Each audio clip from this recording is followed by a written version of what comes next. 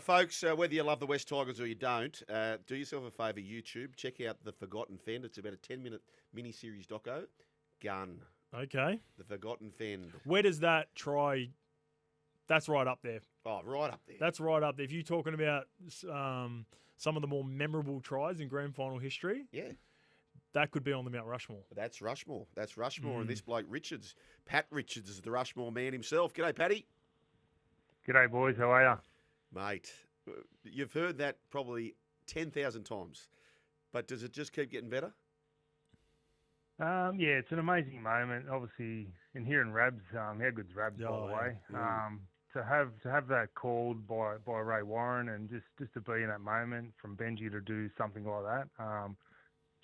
It's been 20 years, but it's just amazing how many people have come up to me and told me where they were sitting in the ground or just where they were when that moment happened. So, it's crazy to think it's been 20 years, but, it's super special to be in a moment that we ended up going on to win the game with as well. Now, listeners, just a bit of warning here. So you may get frustrated because this guy, I think, has got one of the great, I would say, understated careers. Just a gun career that I don't think gets enough kudos that it deserves. We'll talk about Super League later, but this guy, just a premier player, very humble player, Scopey. Yep. But you know what people don't realise is that if you go and look at Mark Gasnier's record against the West Tigers. Now, why am I talking about Mark Gasnier? The reason being that famous semi-final, Tim Sheens did something novel. He moved you to centre because every time Gasnier would play the Tigers, he's scoring 2, he's scoring 3. He just carved the Tigers up every time. You're a winger mostly, Paddy, but you played centre against Mark Gasnier, and I don't believe you scored in that game. Yeah, it was probably leading up into the final series. Benji hurt his shoulders. He dislocated his shoulder in the preseason, and he carried that through the whole season.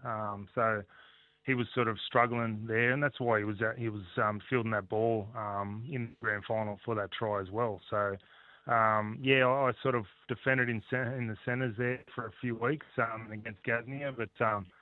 It was just the way it was just a sliding door sort of moment for us, and that's how the sort of try got set up as well. So right place and right time. Tell us about the almost being out. Here I am thinking, Scopey, I'm on standby for a grand final. I'm half pulling Paddy's tail so I can get a start. As it turns out, I wouldn't have even been the one they chose, right? So I wasn't going to be there. But take us through your week, Pat. That must have been heartbreaking in a way because I'm sure after the big win, you've got mixed emotions where you've beaten the Dragons, we're off to a grand final, but B, am I going to be able to bloody play the thing? Oh, bloody oath. In 2001 when I was with the Eels, I played the first 11 games and I did my ACL and the rest of the ligaments as well. So I know what it feels like to watch a grand final, and it's one of the worst feelings ever. And then when I got injured in the prelim, I was sort of thinking, oh no, it's going to happen again. But what are you supposed to do? I just thought I'd give it every chance, and I was lucky enough that Sheensy and the Dr. Kwa allowed me all the way up until the end to sort of have a crack at it. And we tried it, we needled it, and mate, after a while, I couldn't even feel anything. So it wasn't that bad, to be honest. They started to wear off a little bit in the second half, but. Yeah, just without those guys allowing me that time to have a crack at it, I wouldn't have happened. Dr. Kwa, Dr. Donald Kwa, one of the greatest blokes, but also one of the great nicknames. His nickname's Circular. Circular Kwa. How good's that? Absolute legend. So what are the plans for the weekend, Paddy? Obviously going to be heading out there to the game on Sunday against the Cowboys. Is there a group chat still flowing all the way back from... with a number of teammates, and I imagine there's a shindig on before as well over the weekend at some point? Yeah, absolutely. Like you said, with the group chat, we've had a really tight group ever since that moment. I think leading into grand final week, Sheensy said we'll be brothers for life, and we literally are. It's such a tight group, and we are looking forward to catching up. Obviously, we've got 4 of our players that are involved in coaching of the day with one coach on each side and a couple of assistants as well. So 4 of those boys will be there, and a lot of us we're going to head out to a pub early on, and we're going to have a couple of beers, and then we'll walk to the ground and watch the game from the Keith Barnes stand and do a bit of a guard of honour and then sort of kick on afterwards. So, yeah, looking forward to really celebrating with the boys again, and sort of blows my mind that it's been 20 years. What about Toddy, mate? So is he confirmed? Can he sneak out for a couple of beers the day before a game? Considering, like, when you look at the two teams, obviously, the coaches want to win the game, but both teams are sort of fighting at the back end. Is he a chance of sneaking out for a schooner with you guys? Are you guys the enemy? Well, at least until Sunday afternoon around 6:30 p.m. Well, he won't do anything before the game, because the last time he did it, we caught up the night before that the Tigers put like 60 on him that day a couple of years ago. Okay. So I reckon he's steering clear of us until the final whistle. But we'll definitely catch up with him afterwards. So of those players who are not involved, so the players involved will be Brett Hodgson, Benji, Chris Hyington, and of course Chris Toddy. Hyington and Yep. Yep. Yeah, and Toddy, right? Therefore, there are a few off the leash. Those who would be off the leash, who are we most concerned about? Bryce Gibbs. there's a few of the boys. I think we'll be pretty tuned in by the time we sort of catch up with them. But I'm just looking forward to it. Whenever we catch up, it's always just like it was back in the day. So that's what makes sports so good. Is all those friendships you have, and when you win something, it just bonds you even more. What about the form of the Tigers at the moment too, Paddy? Playing pretty good footy, aren't they? A couple of big scalps over the last 3 weeks. They get the Bulldogs before the bye, and then I thought they were really good against Manly on the weekend. Yeah, they've been really good, mate. I think Jerome Luai's leadership, along with Appy was sort of doing all that on his own last year, and they're you can just tell they're a really tight knit group, and they're playing for each other. And even some of the losses we've had this year, they've sort of pushed it all the way to the end. So they're hanging right in there, and it's great to see. And they're definitely playing for the coach. Benji's doing a great job there, along with the other boys, and they've won 2 in a row, going for 3. But it's really good positive signs coming out of Tiger Town and playing some good footy. I was on air, Paddy, and I don't mind saying this, and I'd say this directly to Benji. Great bloke. I was opposed to his signing. I just thought that it was, at the time, I thought, it's a bit disrespectful to all those coaches who have spent the time in the saddle. And I shared this sentiment with Mark O'Neill, who was the captain for the first half of that year you win the comp. Buckets. And I said, mate, I don't know about this. He said, mate, I don't either. But he said, but one thing I do know, Benji Marshall's a winner. And he might just work it all out. Mm. And it kind of feels like, Paddy, that he's kind of working it out. Is that how you feel?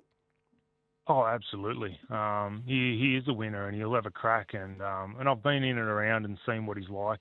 He's amazing. And even speaking to Hodjo, and Hodjo even says, mate, the way he can articulate what he sees and actually coach that, he's got a great rugby league brain. But you've also got to be able to coach that into the boys. And they all love him. They all have idolised him as a kid. That's one thing, but he knows how to coach and get these boys up, and you can see how tight and together they are, which is great, and that's half the battle with footy. So he's doing a great job, and he was sort of thrown into it, a bit different to a lot of others like Toddy Payton. He did his apprenticeship for a long time. So yeah, I mean there's a few different ways you can do it, but he's probably learnt more in those losses, and with that side, he took them as a wooden spoon sort of side, and now he's starting to turn them around. So. I think he's only going to get better, and the more he learns.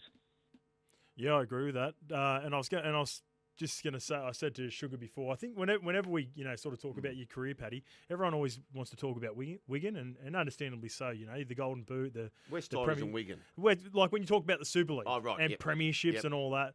But I just want to ask you about your time in South of France, mate, because we had some good times. We played a bit of cards. Glenn Stewart nicknamed you Hollywood. Hollywood Richards, because the way he'd play up. Mate, he's just always looking at his card, because we would play euchre on the way home from our trips to England, and he used to take his time with what card he would throw out and a little bit of acting. But, mate, I was lucky enough to play with you at the back end of your career. What some of your favourite parts about that sort of short stint over there playing in the Catalan Dragons? Yeah, it was just all of that. It was just a great time, and I suppose I've never really played for a side that travels a fair bit, so a lot of plane trips and whatnot. But that gives you more time to bond and play those card games. And I think when you retire, they're the things you really miss. is that. So we had plenty of great times doing that, and obviously with the beach bars opened up down there in Canay was awesome. I think we were top of the table, and then they opened up, and then we started sliding down the ladder. But I was at the back end. My knees weren't great at all, so it's a shame that my body was sort of doing that. But look, I don't regret anything. I loved it. It was a great time and great part of the world. He's very humble too, Shug, just quickly, right? Yeah. So still, even at the back end of his career, a highly important player for us. He ended up having to finish up halfway through the year. So not only did the beach bars open up, but we also lost Paddy halfway through the season because he had to finish up early, and then we just completely nosedived after that. What about? I don't think most of our audience would recognise this. We all know Pat Richards, that big moment, the great career he had in the National Rugby League, 119 appearances, 66 tries. But you played almost double that in the Super League and 2,284 points. So let's talk about two metrics here, Scope. This guy, who we're on the phone to, between the Super League and the NRL Premiership, he's compiled about 2,800 points, top flight. Yeah, wow. 2,800, that is huge. And he has scored top flight tries, this man on the phone, 200. So we're talking about Alex Johnson. Yes, he's all in the NRL. They're chasing Ken Irvine, 212, the magic number. Paddy has 222 tries in the top flight. I wonder how rare it is too, players that have done the 100-100 double. I reckon that would be really rare. 100. Yeah, I think that would be very rare. Very rare. Yeah. Do you know the answer to that, Paddy? No idea, mate, to be honest. You sort of forget about all those games and points and all that. It all sort of blends into one. I think one thing I did realise, I was over at Wigan flew me over to Vegas for the game at the start of the year, and just all the Wigan fans, like I won a couple of titles over there, but all they would talk about was that drop goal, the field goal that I hit from the sideline. And I was thinking, we lost that game. It's like, they don't really care. They just care about moments, and we spoke about at the start, that Benji flick pass, so I was involved in that. That's all those other things, they sort of you sort of half forget about them. I was lucky enough to. That's all I really think about is just those cool times off the field, and when we catch up with the boys from 05 and things like that, we hardly ever talk about certain games. It's just all about the stuff that we did off the field and the good times there. So that's what I remember anyway. Speaking about kicking, and this is another thing me and Shug were talking about off air. Why has Benji not got you in? Because I was talking about the strike rate we had at the back end over at the Cattle and Dragons when you used to put those torpedo kicks off from half time, or like when we would start a game. Well, Bo writes that apparently his son's doing the same thing at the moment. Is that right, Paddy? Oh, you've got the young fellow able to hit the spiral kickoffs, is he?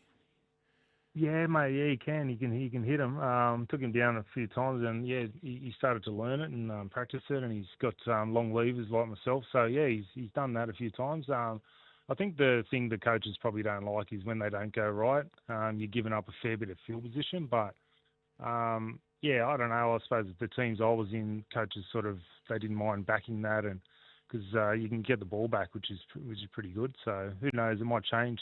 They're doing short dropouts now. I was never around when I was playing. So, 100%. That's what I was going to say, Paddy. With the changing of the dropouts now, for sure. And I reckon they've looked at the analytics off the back of the rule change. And if you could hit them as good as you could and get the ball back, then I don't know why teams don't try to do it.